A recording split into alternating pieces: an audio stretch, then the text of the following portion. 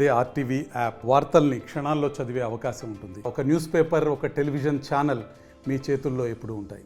తెలంగాణ జాగృతి అధ్యక్షురాలు కవితను ఈరోజు ఈడీ అరెస్ట్ చేయడం పట్ల తీవ్ర ఆక్షేపాన్ని వ్యక్తం చేస్తున్నాం.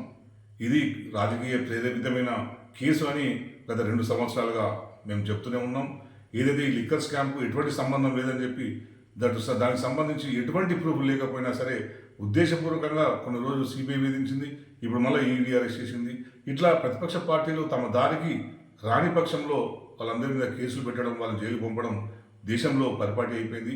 బీజేపీ ప్రభుత్వం దేశంలో ఉన్న అన్ని ప్రాంతీయ పార్టీలని మొత్తం ధ్వంసం చేసి ఏదైతే జాతీయ పార్టీలు ఉన్నాయో ఆ 2 మాత్రమే మిగిలే విధంగా మోడీ గారు కుట్ర చేస్తున్నారనే దానికి ఇది తాజా సంకేతకంగా తెలంగాణ ప్రజలు గ్రహించాల్సిందిగా నేను కోరుతున్నాను.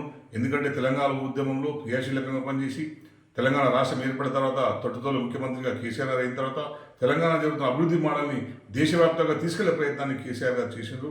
ఇప్పుడు మళ్ళీ పార్లమెంట్ ఎలక్షన్స్ వస్తున్నాయి కనుక అదే ఎజెండాతో కేసీఆర్ గారు ముందుకు వస్తే తమకు దేశంలో ఇంకా పుట్టగతులు ఉండమని చెప్పి కేసీఆర్ గారి లాంటి వ్యక్తి కనుక ఎదిగితే మోడీకి ప్రమాదకరమని గ్రహించి కేసీఆర్ గారిని మానసికంగా నిర్వీర్యం చేయడానికి, ఆయన మనోనిబ్బరాన్ని దెబ్బతీయడానికి కవిత గారిని అరెస్ట్ చేసినట్టు కల్పిస్తుంది. దీన్ని మేము తీవ్రంగా ఖండిస్తాం.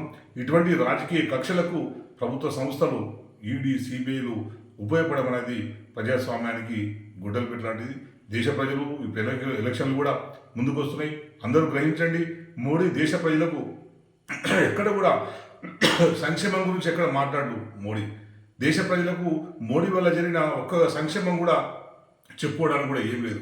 ఇటువంటి కేసులు పెట్టి ప్రతిపక్షాలను నిర్వీర్యం చేయడం తప్పించి ఏది లేదనే విషయాన్ని ప్రజలు గ్రహించాల్సిందిగా నేను కోరుకుంటూ, నిర్ద్వందంగా ఏదైతే కవిత గారి మీద కేసు పెట్టారో ఆ కేసును విత్డ్రా చేసుకోవాలని డిమాండ్ చేస్తున్నాం.